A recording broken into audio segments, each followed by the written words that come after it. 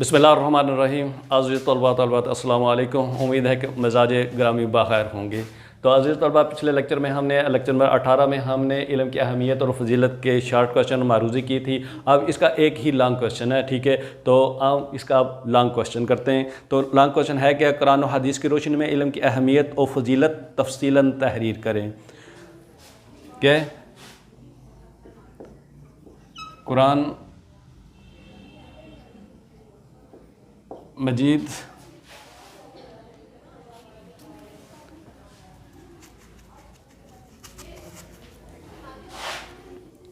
कुरान और हदीस की रोशनी में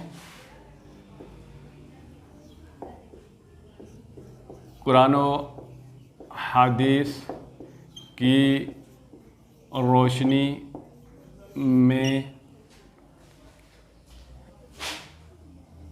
इल्म की अहमियत व फजीलत तफसीलन यानी तफसील के साथ बयान करें। ठीक है जी। अब इसके दो हिस्से हैं इस सवाल के। पहला तो उसने पूछा है कि कुरान की रोशनी में, तो इसके हमारे दो टॉपिक बनेंगे, इल्म की अहमियत और फजीलत कुरान की रोशनी में या कुरान की रोशनी में। पहले हम कुरान की रोशनी में पढ़ेंगे। कुरान की रोशनी में इल्म की अहमियत और फजीलत। ठीक है, ये आपका एक पहला बनेंगे पॉइंट बनेगा और दूसरा इसकी हेडी बनेगी अहादीस की रोशनी में। हदीस की रोशनी में, अब कुरान पहले कुरान की रोशनी में, फिर अहादीस की रोशनी में। अहादीस की रोशनी में इल्म की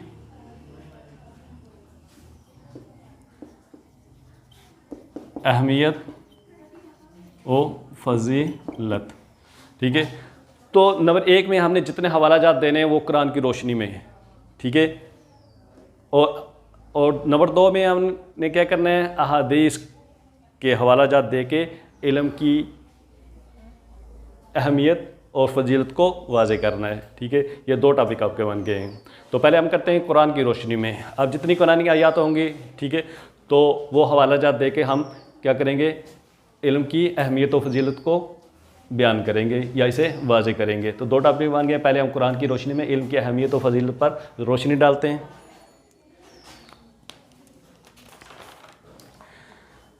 इंसान को बेहतरीन मखलूक करार दिया गया है। वो बाकी सारी मखलूक़ात से इसलिए अफजल है, अल्लाह ताला ने उसे अक्ल और इल्म से नवाजा है। इल्म ही की बिना पर फ़रिश्तों को हज़रत आदम अलैहिस्सलाम के आगे झुकना पड़ा। इसी इल्म के ज़रिए सारी कायनात इंसान के लिए मुसख्खर होकर रहेगी। नबी करीम सल्लल्लाहु अलैहि वसल्लम पर सबसे पहले जो वही नाज़िल हुई, इसमें अल्लाह ताला ने सबसे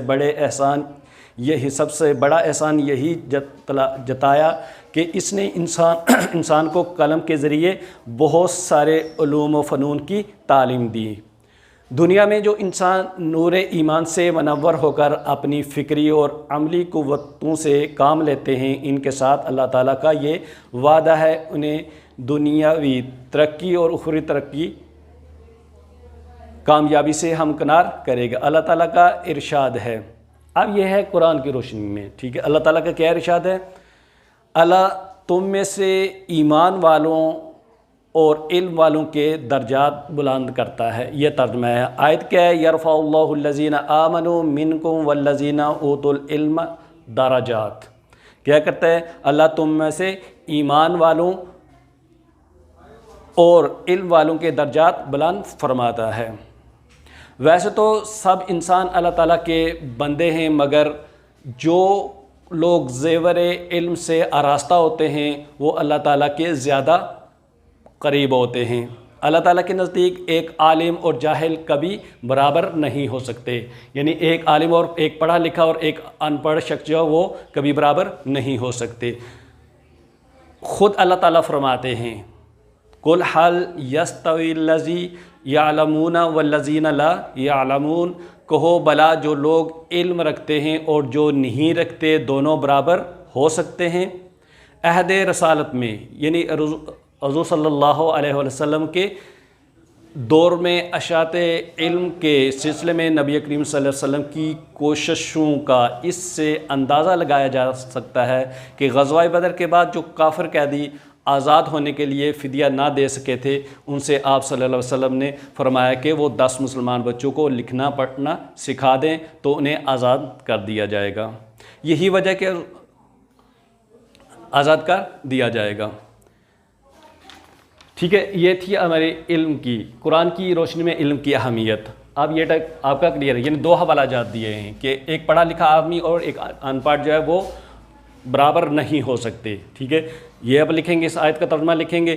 ٹھیک ہے، اور دوسرا کہ اللہ تم میں سے ایمان والوں اور علم والوں کے درجات بلند فرماتا ہے، یعنی یرفع اللہ الذین آمنوا منکم والذین اوتوا العلم درجات، یہ والی آیت آپ لکھیں گے، اس کا ترجمہ لکھیں گے۔ ٹھیک ہے، تو یہ قرآنی حوالے میں آئے گی۔ اور دوسری اس کی آیت ہے قل هل یستوی الذین یعلمون والذین لا یعلمون، کہو بلا جو لوگ علم رکھتے ہیں اور جو نہیں رکھتے کیا وہ دونوں برابر ہو سکتے ہیں۔ ٹھیک ہے، یہ 2 حوالے جات دینے۔ اور ٹھیک ہے، آگے جی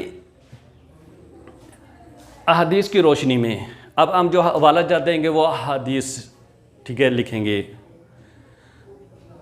یہی وجہ کہ رسول اللہ صلی اللہ علیہ وسلم ہر مسلمان مرد اور عورت پر طلب علم کو فرض کیا اور فرمایا علم کا حاصل کرنا ہر مسلمان اور عورت پر فرض ہے۔ حدیث ہے یہ، علم کا حاصل کرنا ہر مسلمان مرد اور عورت پر فرض ہے۔ ٹھیک ہے جی، یہ حدیث نمبر 1 حدیث پر۔ پھر نبی کریم صلی اللہ علیہ وسلم نے فرمایا، ایک اور موقع پر فرمایا کہ تم ماں کی گود سے لے کے، یہ بھی حدیث ہے، ترجمہ اس کا، تم ماں کی گود سے لے کر قبر تک علم حاصل کرو۔ تم ماں کی گود سے لے کر قبر تک علم حاصل کرو۔ تو یہ احادیث کی روشنی میں علم کی فضیلت اور اہمیت بیان کر رہے ہیں۔ ٹھیک ہے، پھر اسی ایک اور نبی کریم صلی اللہ علیہ وسلم نے علماء کی محفل کو عابدوں کی، یعنی جو لوگ عبادت کرتے ہیں اللہ تعالیٰ کی، ذکر و اذکار کرتے ہیں، ٹھیک ہے، کی مجلس پر فضیلت دے کر علم اور تحصیل کی علم کے حوصلہ افزائی فرمائی ہے۔ اور فرمایا انا بعثت معلم، میں دنیا میں معلم بنا کر بھیجا گیا ہوں، یعنی مجھے دنیا میں استاد بنا کر بھیجا گیا ہے۔ یہ بھی حدیث کی روشنی میں آئے گا۔ حضور اکرم صلی اللہ علیہ وسلم اکثر اوقات اللہ تعالیٰ سے علم میں اضافے کی دعا کرتے تھے، فرماتے تھے رب زدنی علما، رب زدنی علما، اے میرے پروردگار، اے میرے رب، میرے علم میں اضافہ فرما۔ تو رب زدنی میں نے بولا تھا کہ آپ نے جو یہ حدیث اس کا متن عربی لکھنا ہے تو رب ایسے لکھیں گے، رب، ٹھیک ہے، اس کے ساتھ چھوٹی وہ یا نہیں لکھنا آپ نے رکھا، رب زدنی، اور زد آپ کس سے لکھیں گے؟ زے سے لکھیں گے، زال سے نہیں لکھیں گے۔ رب زدنی علما، علما، اے میرے رب میرے علم میں، اے میرے رب میرے رب میرے علم میں اضافہ فرما، ٹھیک ہے جی۔ حضرت معاذ بن جبل رضی اللہ تعالیٰ عنہ نے حضور اکرم صلی اللہ علیہ وسلم سے علم کے بارے میں ایک مفصل حدیث نقل کی، جس سے علم کی ضرورت اور افادیت پر تفصیلی روشنی تفصیلی روشنی بڑھتی ہے۔ آپ صلی اللہ علیہ وسلم نے فرمایا علم حاصل کرو اللہ کے لیے، علم حاصل کرنا نیکی ہے۔ علم حاصل کرنا کیا ہے؟ نیکی ہے۔ علم کی طلب عبادت ہے، اس میں مصروف رہنا، تسبیح اور بحث و مباحثہ کرنا جہاد ہے۔ علم سکھاؤ تو صدقہ ہے۔